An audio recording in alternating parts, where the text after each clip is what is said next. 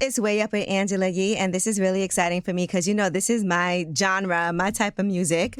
Today we're going to be talking about Luther, Never Too Much, this documentary that was... Dawn Porter, you directed this. I did. Right? And Fonzie Thornton, you were a close friend of Luther Vandross from the age of 14. That's right. And also did music with him. And then Leah N. Smith, over at CNN, a producer?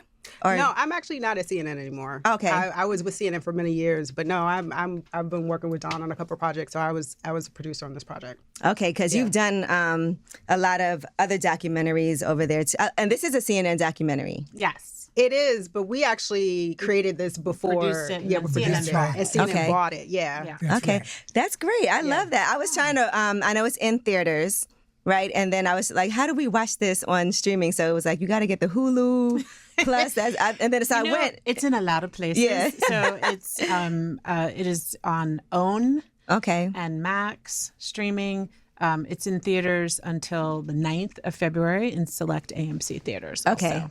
All right, perfect. It feels like a concert. So I fortunately was able to watch it. And when I tell you, my friends and I, we were all in here singing along because Luther is, like, first of all, we don't even have to say Luther Vandross. It's just Luther. He's one of those one-word people. Right. It's a Kendrick and SZA song right now. How fitting I know. Exciting. The is timing that? is great. Yeah. Come Super Bowl Sunday, like That's we're right. waiting, Yeah. What's he going to do?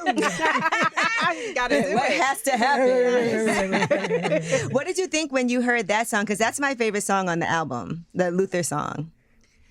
Just loving hearing his voice and Cheryl Lynn's voice in there, and the fact that they're being brought to this generation. A lot of people don't know this music. So to really just hear Luther's voice and Cheryl's voice in there, and the fact that they got that, it's just tremendous. Kendrick is the songwriter and poet really of our time. To have him honor Luther's songwriting this way, Yes, he is reflecting what we learned in making this film and what Fonzie already knew, which is Luther was the GOAT. Yeah. Fonzie, talk to us about young Luther and a young Fonzie and your dreams and aspirations at that age. Well, that's what's the wonderful part about this story. I met Luther, his sister, a girl that I went to church with, who I got to say her name because she always says, you never say my name. Her name is Deanie Spencer. Okay. And she was in high school with Luther, and she used to always tell me, and she and I used to sing in church together, and she used to always say, there's this guy that goes to Taft High School with me named Luther. He's a singer, he's a songwriter, he's got a group. You need to know him. I said, why? She says, just something. There's some way you would click. So she gave him my phone number. He called me. His sister lived across the street from me in the projects, and I went over and joined his first group, the Shades of Jade. A young... And it's funny. I love how she was like, he's a singer. He was 16. That's right. He's a singer-songwriter. Audition people. Like, Robin was like, You guys are like little adults. yeah. Oh yeah. Like, show us what you can do. He was always assembling people. He was like assembling singers and assembling musicians, and most of us wound up being on 95% of his recordings. I've sung on like 95% of the records, and I was always the vocal contractor. He would call me and say, Fonzie, call the singers, we're doing a new album. But anyway, a young Luther was somebody who had vision. He was somebody that, knew what he liked. There's a portion in the film where he says you got to get the shoes if you're going to be in the group. You know what I'm saying? Those very fancy, $32 shoes? $23. My mother ain't giving me no $23 to buy no shoes to be in no group, and that's what it was. But he was a brilliant person. He was the first vocal arranger and songwriter that I'd ever met. And Luther, I often say that Luther found the hole in the fence. He had assembled a few of his friends who were singers, myself, Robin Clark, Diane Sumler, and we sang all around Harlem. We went and listened to my brother. We did amateur nights sometimes. And he was at the very, Apollo. At the Apollo, that's right. But he was extremely intuitive. He was the funniest person you ever want to know. But when it was time to get down to the music, he was serious. Even at 15 years old, he knew what he was doing. These kids today, I don't know, it's a different type of feel. Yeah, Dawn and Leah, for you guys putting this together and seeing all this old footage, I imagine you had a ton of old footage. It had to be really hard to figure out what are we keeping and what are we taking out, because it was really fun to watch, and just to see like the actual footage and the interviews and the performances, to see Mariah Carey on stage. Wonderful. Young Mariah. Singing Endless Love with Luther. I mean, that was a phenomenal moment that I had never, seen before. So what was that like, going through that footage and figuring out what are we keeping? What do we have to cut? It was a lot of fun. I mean, the benefit to working with Sony Music and Publishing and to working with the estate is we had a lot to go through. So, Leah is a Luther super fan. So she was always, keeping us honest about what to keep in, because the hardest thing for this movie is what you just asked, is what to keep, what to put in. Everybody has their favorite Luther song. Right. Like my mother was like, I know you're going to put this in. Our composer is Robert Glasper, and he's like, I know you're going to put this in. And we didn't have his favorite song to the end. So amazing. He was like, where's so? We didn't have So Amazing. And we were like, you know what? You are right. You were right. It's got to be. So shout out to Robert. So it became a big moment. But the thing that struck me in going through the interviews and hearing the songs is how many of them were so spectacular. There are so few artists who like every song's a banger. Right. Yeah. And that's Luther. So, I know, Leah going through, Leah was so stressed because we couldn't find change. We couldn't find a place to put like his early music. Yeah. And she was 100% right. She would be like, I'd come in and she'd be like, I'm still looking for this change footage. It was important because I felt like that is, for my generation, I feel like that was one of the first times we remember hearing him with Searchin' and Glow of Love. I mean, even now you go out and those songs are still so big popular, songs. Yeah. So we really wanted to highlight that moment, and we found that wonderful bite from Fonzie where he talked about it coupled with some archival that Luther had. And we were just lucky to also have some really great interviews from Luther himself. Right. Dawn from the that added beginning so much. said, he wanted it, she wanted it to be told in his voice, and so we made a point of doing that.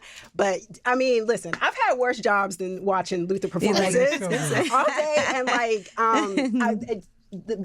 would think of like Superstar. Like we had so many. He would do that like almost every night, like long, 13 minutes, 14 minutes, And I remember we were talking to our wonderful editor, Mark, and one of them, I was like, this isn't the right version. So we pulled this out. I was like, this one is better, like stuff like that to really make it, to honor him in the way that, we thought he should be honored. And it's called Never Too Much. Yeah. Why did you pick that song out of? Because that had to also be hard to figure out which title are we giving it. Or was it instant? Like, it was kind of, you can really never get too much of him. I mean, and, one of the things that was so delightful to remember and discover is the Luther was everywhere. He was singing those jingles. There were some phenomenal Black talent.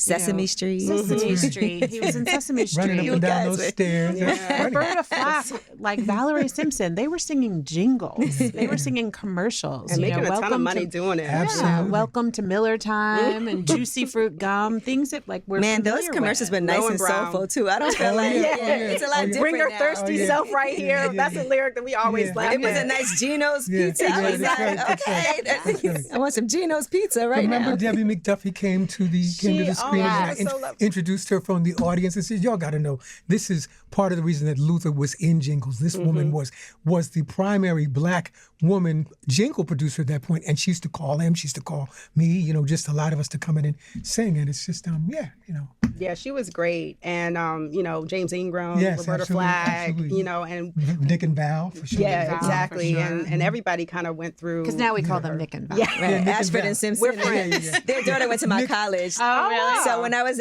registering, they were there, and they're all white because she was my year, and my mom was like, she embarrassed me. She was like, I just want to say I love your guys' music. I was like, nah, relax. Like, it was solid. Did they say that? No. Solid music. As a rock. As a rock. Now, Fonzie, how did you feel when you flashed back and saw all this old footage and interviews and performances that I'm sure it's been a while since you even Well, you know what, to tell you the truth, there were many years that I had footage and audio in the back room of my apartment. What happened is after Luther passed away, at one point his mother asked me, would you go over to the storage space with the family so we can look through, what's in there? And the thing is, she said, I would love you to be the custodian of his archives, meaning, his videos and his audio. So I just gathered everything up and took it home and had it in my back room for like maybe 14 years while we went out and tried to find the right people to help us do this film. A lot of people were absolutely the wrong people. And then these two ladies walked into the door with a meeting with the estate. And it was like instant. The dream team. It's like, that's them. That's them, But looking at the footage and looking through, Luther and I were really best friends every day. We really spoke every day, what I'm saying?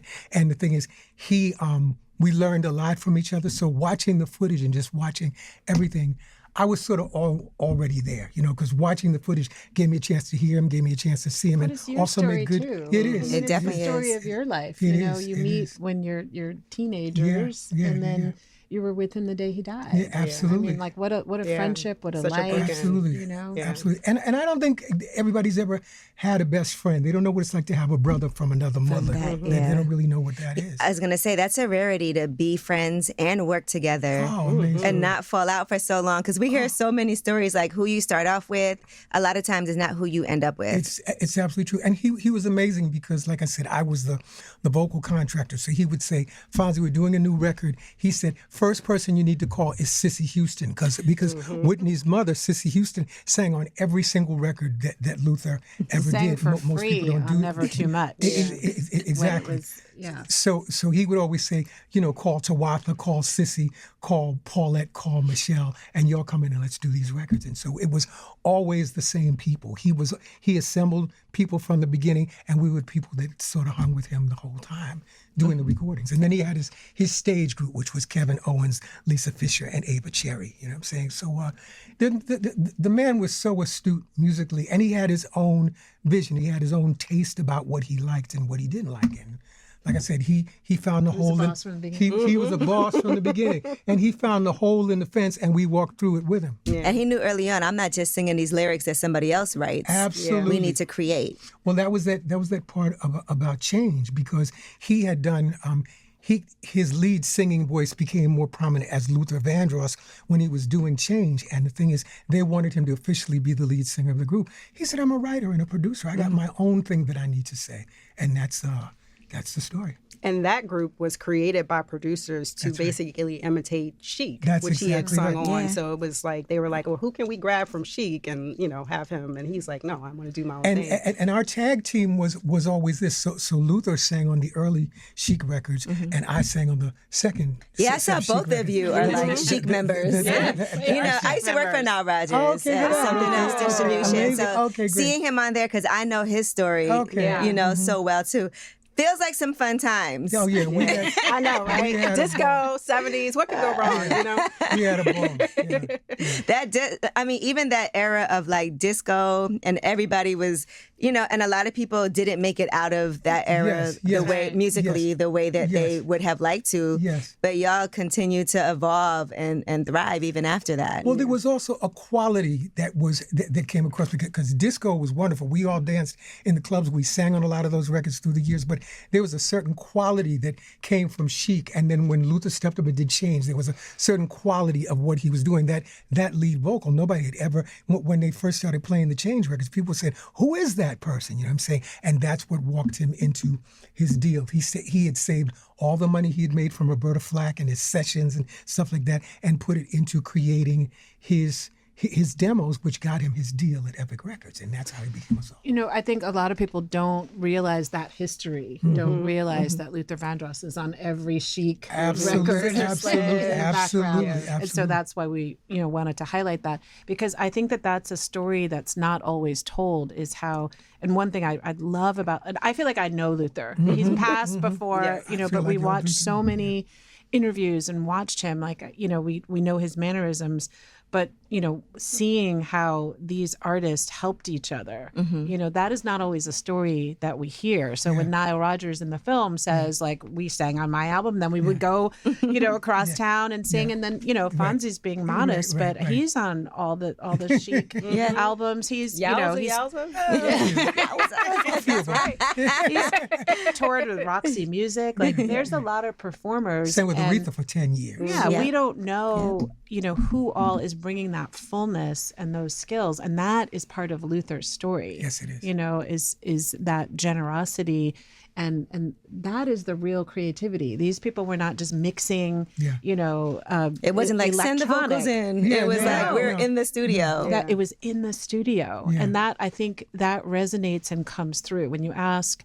You know, when a person thinks about, like, why is this music timeless? I think you're hearing that artistry. Absolutely, absolutely. And you just said something that's so important, is he was so artistically generous. This was a man who every night that he did his show, Lisa Fisher sang, "How Can I Ease the Pain?" He was the one that helped Lisa get her deal at Elektra Records, which, and "How Can I Ease the Pain" became a Grammy-winning record. And Luther used to let her sing it every night on stage. Tawatha Agee, who sings Juicy Fruit by Mtume, he would let Tawatha come on and sing Juicy Fruit every night. Kevin Owens would sing every night. If you were doing an album, like when I was doing my albums in the 80s, he came in, he sang background, he arranged. He was the type of person. Wait, did you boss Luther around? Did you tell him to do it 15 times?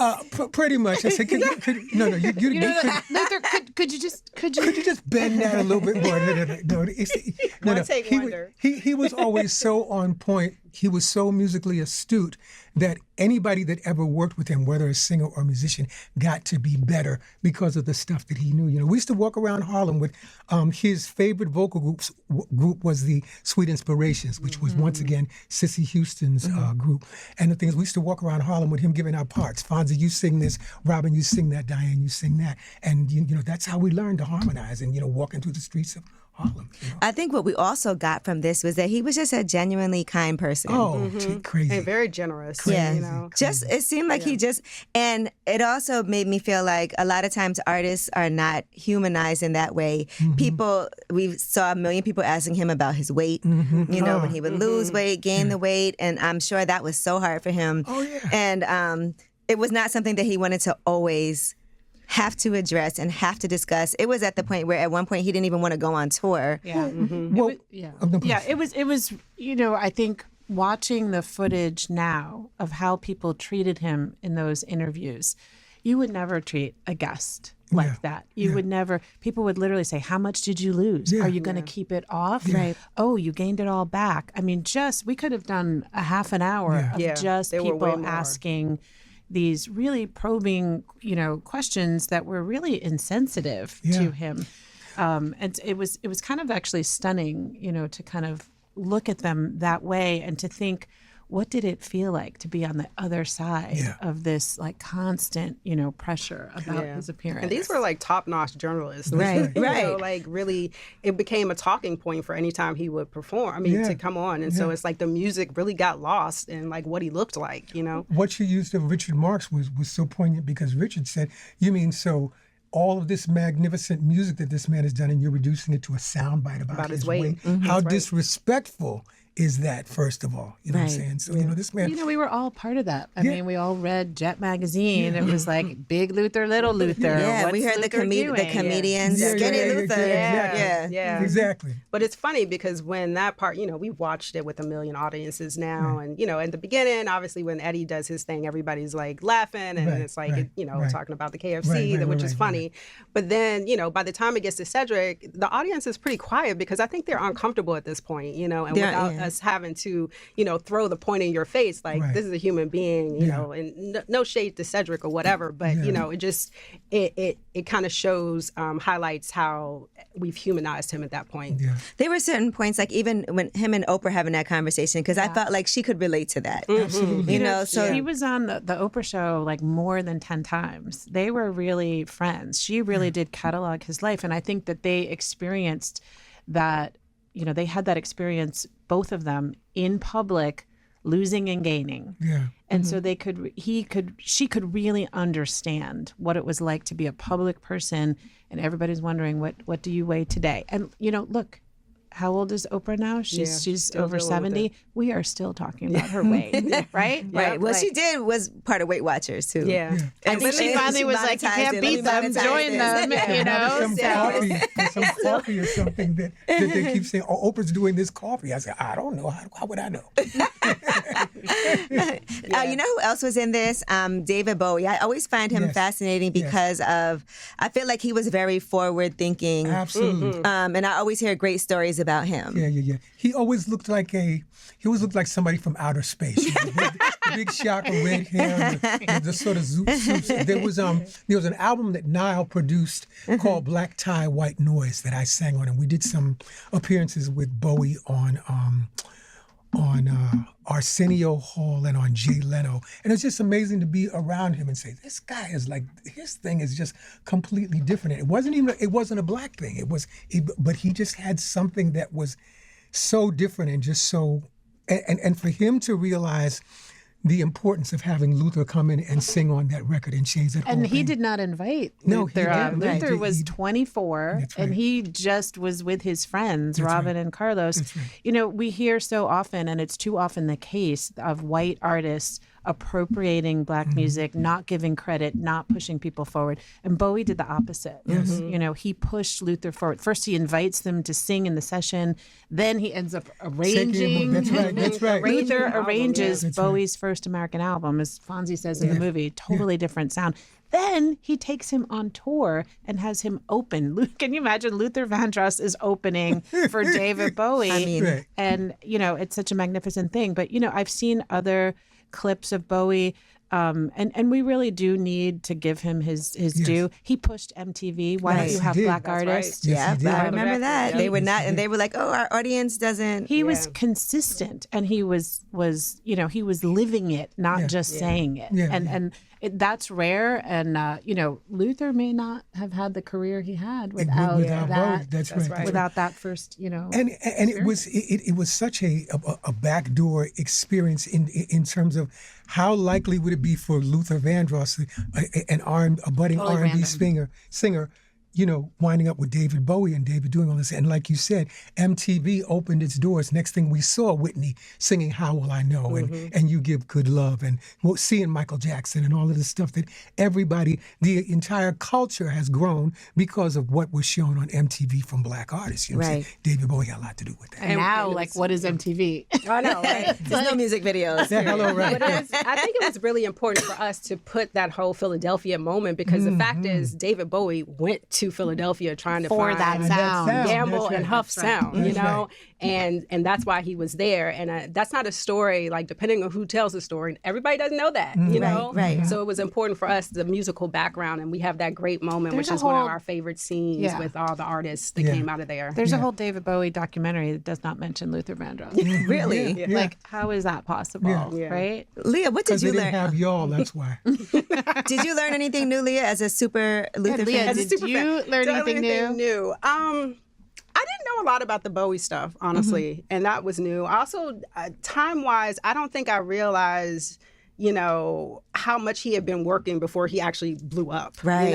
It's like nowadays everything's like instant gratification with social media. If you're not living in a penthouse at 25, like something's wrong with you. Not really, but he was like 30 when Never Too Much took off. I mean, And that's the not song that young. got him signed. Yeah, right. yeah. But before And that, Seale. Sesame Street, the commercial jingles, That's right. singing for other bands, Right, and right. singing background. on really major artists, but it really took him, taking a chance on himself and not really giving up on his dreams. He had such tenacity, he didn't, he wasn't going to be deterred. And I think that to me was like inspirational. So it's like, not necessarily, I didn't know that, but it just like seeing that, I'm like, wow. Like, And to know all those labels passed. That's right. That's That's right.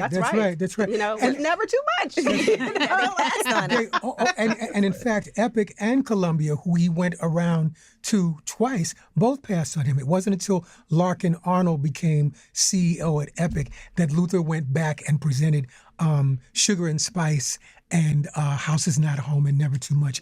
And Larkin said, okay, let's. And it's interesting because Luther thought that Sugar and Spice was the first single. He said, "Oh, Larkin, this is the first single." He said, "No, that Never Too Much. That's the one." So, and he was right. You know what I'm saying? And it's the name of the movie. Who could pass on hearing "House Is Not a Home"? It's wild, right?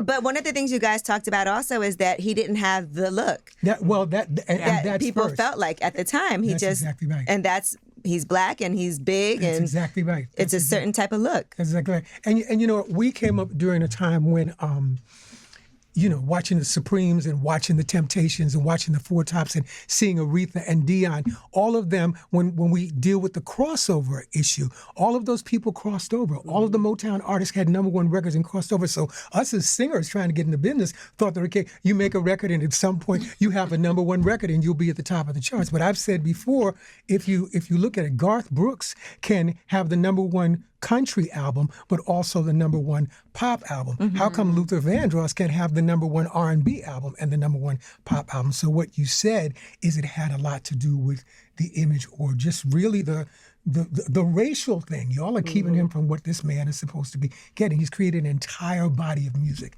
So y'all are keeping him from this. And that's one of the things that the film highlights so well. You know? And seeing some of these artists, like look at Niall still is doing music for like a Beyonce, Pharrell. Yeah. Who do you like now that you're like, okay, maybe I should add my touch to? Yeah. I like Beyonce. I think she's really good. She's like one of our trailblazers at this time. You know, y'all been trying to, go back and forth about her country album. Give the girl, her due. There were country artists. I love her country album. Me too. This ain't Texas, what? Everybody's having Cowboy Carter themed parties. I just was at one in Memphis. Wow.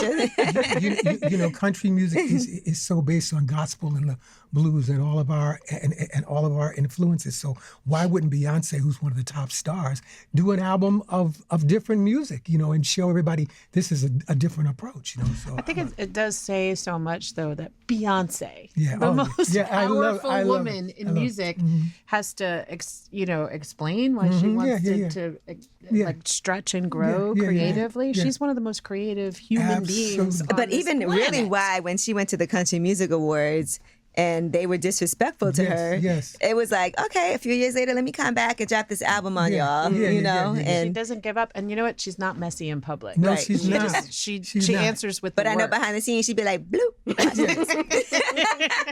We want that footage. But she also seems fearless. She seems like she's not afraid to try the next thing for her. And that's what I really, really like. I think we need more of that. We might need a Fonzie documentary, too. I want to see what you were doing back there. You got any footage, Fonzie? Fonzie has a whole footage in. Because I feel like those disco days had to be kind of wild a little bit. We deeply want Fonzie disco y'all pictures. are too funny. It's And scary. also, I always think, I call him a vampire because it's like he never ages. He looks the same from Listen to My Brother. You look the same. The name Fonzie also evokes this like wild, Well, I must tell you, my name is Alfonso. And the thing is, when I was an infant, my mother started calling me Fonzie. And so, of course, years later, Henry Winkler came to TV as the Fonz. Somebody called me up and said, somebody's got your name. And I said, what do you mean somebody's got my name? So, again, but... we set the trends, baby. When we were making this film, I have not talked at all about my career or talked about anything. This has been the whole focus of this documentary is celebrating Luther's legacy and just illuminating Black genius and also illuminating Black history and the history of R&B. And the thing is, and that's been the focus from the beginning. Like I said, the day that these ladies walked into the room, it was clear, okay, I understand who they are just as intelligent people, because he was a very intelligent person, and we wanted to do a documentary of a certain caliber with a certain standard. And that's what I think we accomplished, Now, I do want to ask about this because there was some controversy over the Patti LaBelle part. And they said that she was not pleased with that, like that she outed him. What did you guys think about that and including that? I think it's always like people looking for, controversy. So, I always felt like when I watched that clip about Patti, I always felt like she had no ill intent. She did love Luther. There was, and so we asked her, we wanted her to explain what happened. And we couldn't quite get that across the finish line. And so I'm sorry that she didn't get a chance to explain, because I know what deep love she had for him. So, in the end, I think people say what they say. I think most people can understand that, when you watch the clip and how it came out, that there was no ill intent. I mean, the whole movie's a celebration, so I can't see why anything would be in there that wasn't intended to be of. It's unfortunately part of his story that there was this never-ending question about his sexuality. And so that, what she said at that time is part of that story.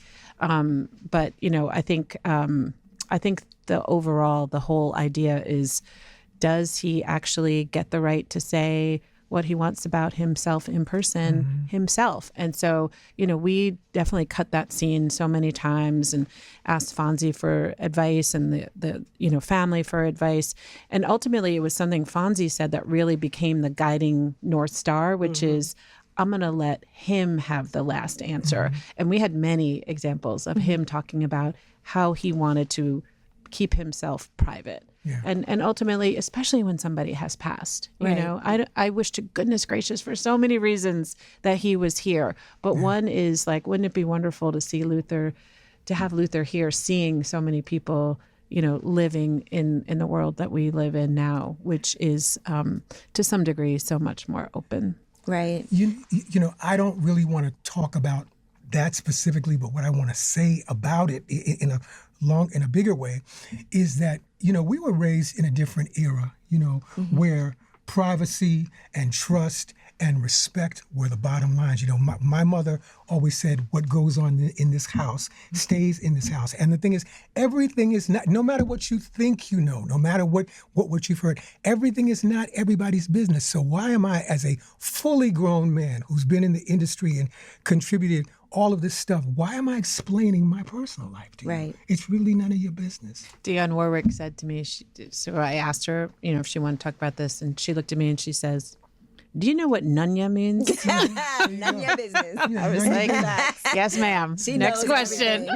And I do want to say, though, because part of the theme of this movie is him looking for and never being completely happy, and I'm sure there were a lot of different reasons for that. So I do feel like it all kind of ties in together of, like you said, if he was here today, to see him being celebrated the way that he is, but also to see how it is a different era, right. Back then. And listen, privacy, you could forget it nowadays. That you walk outside, can I take a picture with you? They already took it. Exactly. Yeah. So. They took it while you were laying in bed through your window. I saw somebody filming NBA player on the plane trying to put his bag up in the overhead and having a difficult time and make it into a viral clip of he can't just put his bag, it's crazy that you can't do anything. Yeah. Angela, one thing too is that this film is a celebration of friendship.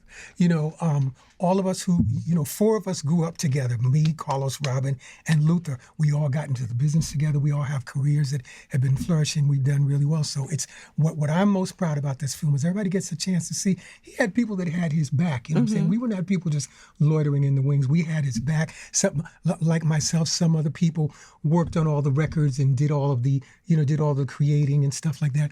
But, he was a genius of a person, and he was, he loved his family. He looked out for his friends. He helped some people put their kids through college. He helped some people buy their homes and stuff like that. So while people, you need to know there was so much more to this man than whether or not he had this great voice. He was really, and again, this is a man who grew up in the Southeast Bronx on Dawson Street. The building's not even there anymore. You know what I'm saying? Bronx has changed a lot. Yeah, it's changed a lot. That's right. Yeah. Well, listen, everybody needs, so how can people see this? I know it's in theaters, AMC theaters, limited right now, but then you also can see it streaming on Max. Streaming on Max and on OWN, Oprah Winfrey Network. Okay. And I think it's premiering on OWN tomorrow at 9 p.m. I think. Yeah, trust me, it wasn't on there yet because I was scrambling. The Max streaming, I don't think it starts with the 8th. What's today? It starts on the 8th, which is Saturday. Yeah, so by the time our people get around to it, it'll be the 8th. I feel like this is leading into a biopic, though. You guys told this story so beautifully. It kind of would make it